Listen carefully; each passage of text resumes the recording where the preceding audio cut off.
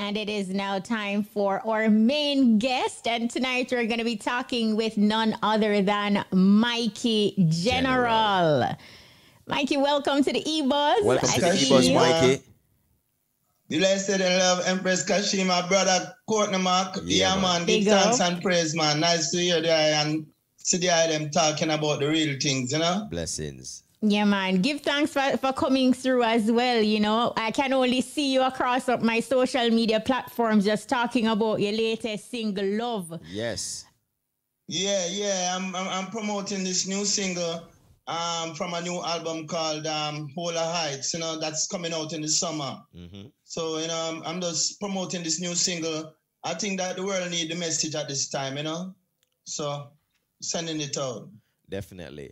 I mean, you're pretty, well-rounded as it relates to this music journey, touring and so on. Mike, it's been a minute. COVID has been, around. It continues to be around. How have things been for you on a musical level over the past couple of years? I have to tell you, brother Courtney, the Almighty has been good, because I've been working straight through the COVID. I mean, I haven't been doing any shows. But I've been doing a lot of songs. I've been doing a lot. I finished that LP during the COVID, and I've been doing a lot of dubs as well. So I'm surviving. So I have to give thanks. Nice, very nice. You mentioned earlier that your album Hold the Heights. How many tracks are there? Any collaborations on it? And you did say it will be released in summer. Do you have a specific release date as well? No, not. We don't have a specific release date at the moment. We're still juggling between like the first week in August or the last week in July. So we soon trying to sync a date. There are 11 tracks on the album, and there's a one collaboration with me and my son on it. Oh, nice. What was it like recording that song with your son? What was the vibe like in studio? Well, we have a little personal studio at home, and we try to be comfortable around each other. And sometimes because I know more than him, I might say, hey, do that right and rare and thing. Him get a little edgy, but in the end, the song came out very good. He said, "Daddy, come out of the studio." And when we come out of the studio, him relax and him do him thing. Got you. All nice. Right. So I mean, in recent times, there have been talks about the latest genre of dancehall music contributing to the watering down of authentic Jamaican music. Do you agree? And what is your view on this? And how the music business is today, 2022? All right, my brother. I'm glad you spoke about that. You bring up that subject. I think that it has watered down the music. Why do I say so? I agree that the music has to evolve, but I think that it should always have that Jamaican element. You understand? When you play ska without a voice on it, reggae, rocksteady, mento, any one of those music, as you hear the rhythm, you identify it with Jamaica. Sure. No, this one that they call trap dancehall. If they put on the rhythm and you don't hear the voice, you don't know, it don't identify as a Jamaican music. It's the Jamaican voice that makes it the dance hall. So I'm saying these youths are evolving, and I understand the need for the music to evolve, but always keep the Jamaican element. That's my growth I have with them. In the same breath, I was scrolling through your social media feed, and I realized that you also had a comment as it relates to Soulja winning the Grammy for Best Reggae Album, a topic that, is controversial among many circles, among fans, among industry players as well. Do you mind sharing on this platform your thoughts as it relates to American reggae band Soulja copying the Grammy for Best Reggae Album? No, I don't mind sharing. I think that they got it because they took up what we put down. As I said on my post, want it, can't get it, don't want it. We are Jamaicans. We are the roots and the culture of the world. somehow we have not been doing so much of that music. We are, more doing other types of music and elevating them. And it's just that people see what we were doing, love what we're doing, and they move with it. Remember, when he was receiving the Grammy, what they said, give thanks for the inspiration from the Jamaican foundation artists. Yes. So they use our foundation artists as their inspiration to reach where they are and to do the work. We know, I think that we have watered down our music, especially the message. It has been watered down. And I think that's why they're winning it, because actually they're probably the only ones who have a 100% reggae album and in the whole Grammy. Am I correct? Mikey, many may differ with a few of the points that you made. I mean, there's one particular point that you made that you did make mention of a lot of persons in terms of the message. And while some may think that there have been a few albums that were nominated, in the last nomination, with some great messages. So when you say watered down, I mean, I know specifically you spoke on the message point, but I mean, would you say from a musician standpoint or from a producer standpoint, it is, or is it you just solely going to say it's the entertainers who are, watering down for the most part? It's all of us. It's all of us. It's the producers. It's the entertainers. We all have a part to play in what happened. I think it's a tragedy. I'm not saying that they weren't good enough to win the Grammy, but I think that it should have gone to one of us, our people, you know what I mean? And I think that, well, let's face it, it's an American award, right? Yes. Yeah? And they live in America, and they do the groundwork in America because they've been playing from 1997. Yes. This is their third nomination. Third nomination and first win. With several collaborations. To underscore something that you said, Mikey, I realize that when you say you're talking about the authenticity of the reggae sound that they carried towards their album in comparison to the other albums, you're saying that wasn't perhaps 100% reggae. Yes, I would say that. That's what I said.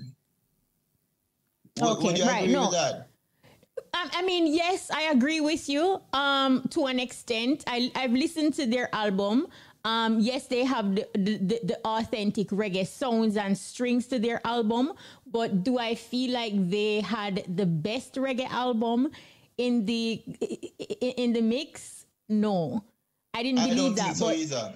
But like we underscore, it is an American award that is created for Americans. Additionally, you have music practitioners who qualify to be a part of the Grammy voting body, but then they are not registered. It is $100, I think, annually to register to be a part of the Grammy committee. And then there are also talks that some of the persons from the Jamaican music fraternity who qualify, they believe that that registration fee is too high. So ultimately, when you look at it, reggae and dancehall did not have a voice when it came to the Grammy voting body.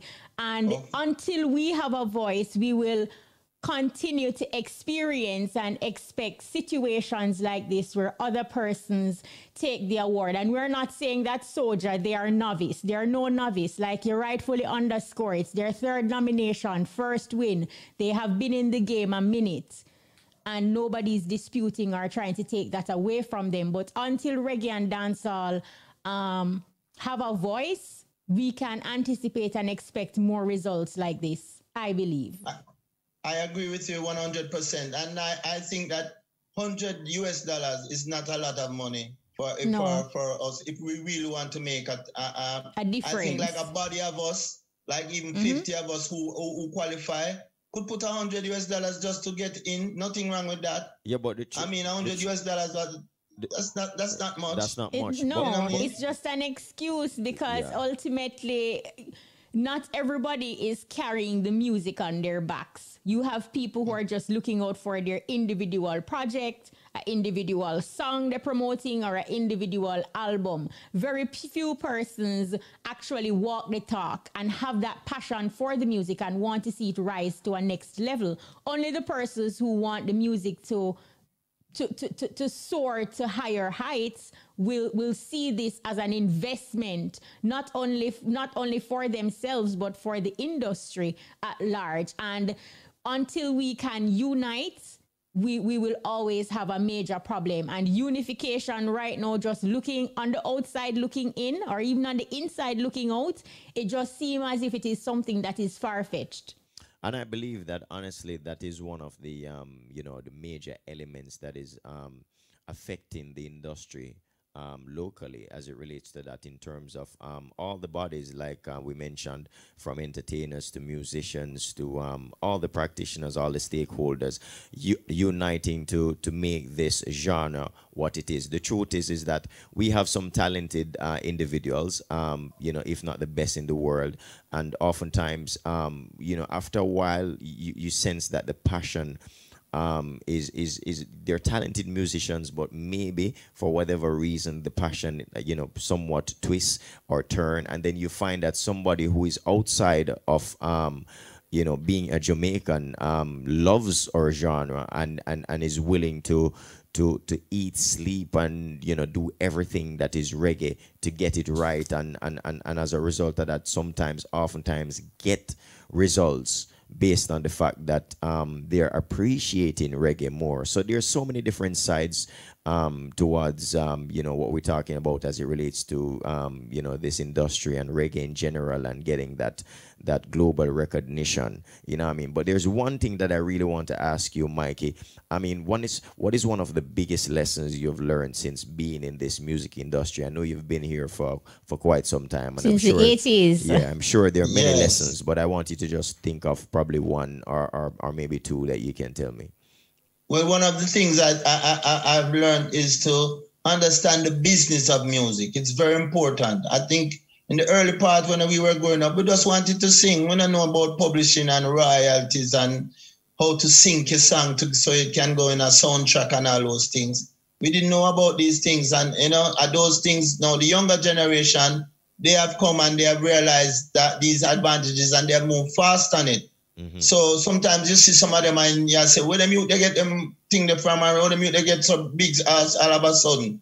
But they capitalize on the information that they had, like publishing and all those things, mm-hmm. and how to get their songs to the right places. You understand? So that was one thing that I should have embraced earlier. Mm-hmm. And I would encourage every artist to learn the business of the music. Yeah, it's very important. And I think if we as Jamaican people took the business serious and learned more of the business, then it wouldn't be a problem for somebody to find $100 US to especially if you're qualified, if you're able to think. It wouldn't be nothing, because if you know the business and know the vast returns you can get from the business if you handle it right. Remember, reggae is like a $3 million business, It's a big business, Yes. And how much of it is Jamaica getting? We're getting very small amount. Mm-hmm. So these are the things we need to pay attention to. You know what I want to ask you, and I like how you spoke really fairly. You came on and you said that you understood that evolution is necessary as it relates to the music.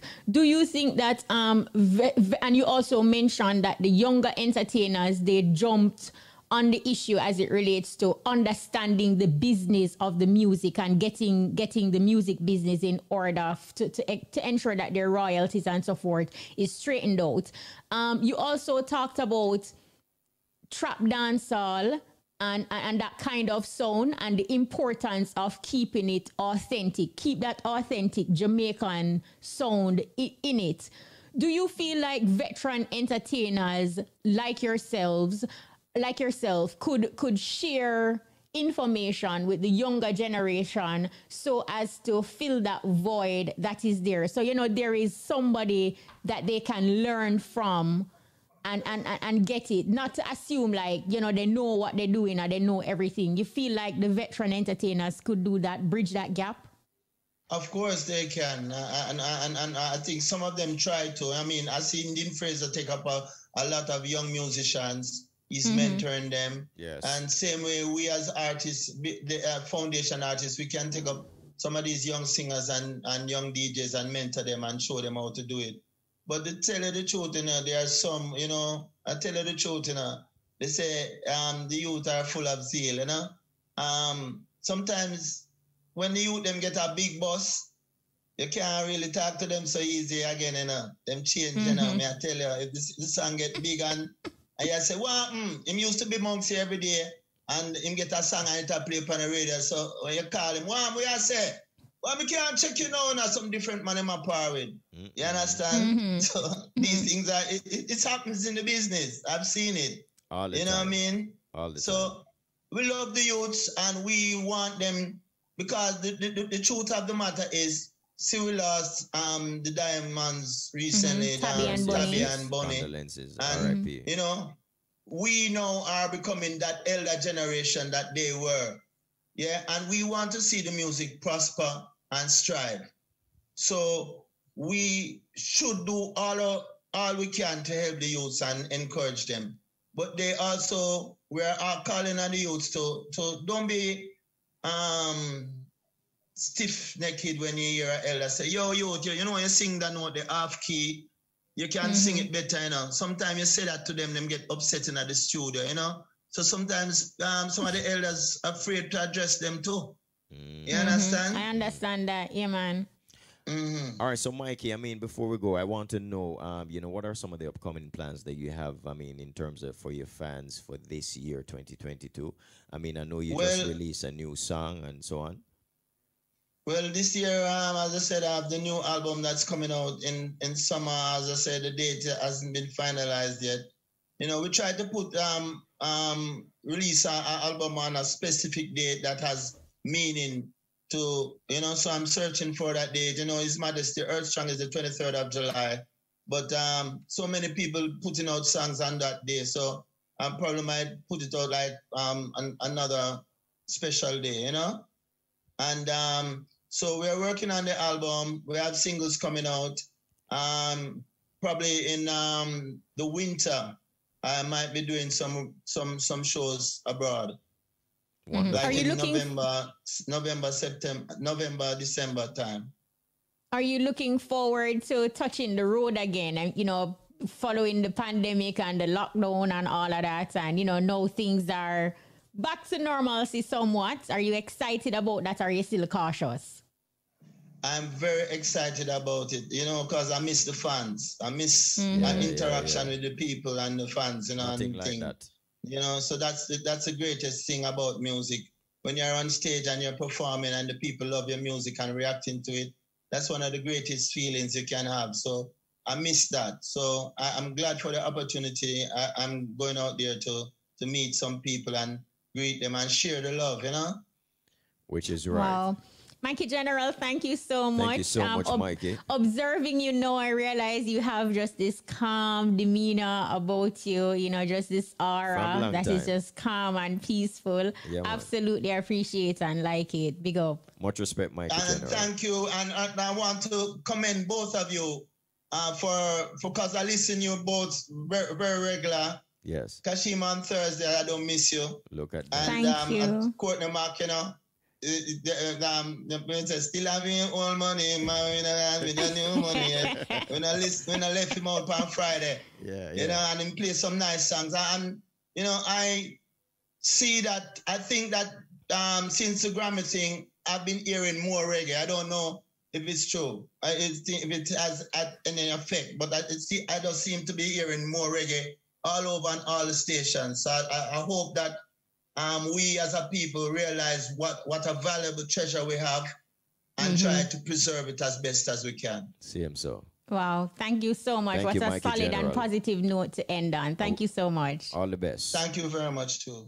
Blessed. All right. Blessings. Wow. Mikey General there. What an awesome conversation, man. Trust me, man. I mean, you know, in his own right, always representing for reggae from long time until now. Yes, and he really said a lot of factual things, and I like the fact that, you know, as a veteran, sometimes when you have conversations with some veterans, they will beat the younger generation so badly. Yes. But, you know, he was very fair in his reasoning and factual, and we have to say to the younger generation as well, if the elders are giving you gems on how you can make your craft better, try to listen. And ego sometimes is, well, not sometimes, all the times is a main issue. And it takes time, you know, because they can only operate at the level that they're at until they can activate a next level. And through growth and development, then we'll learn. But take heed, no? Sure. Exactly so. All right.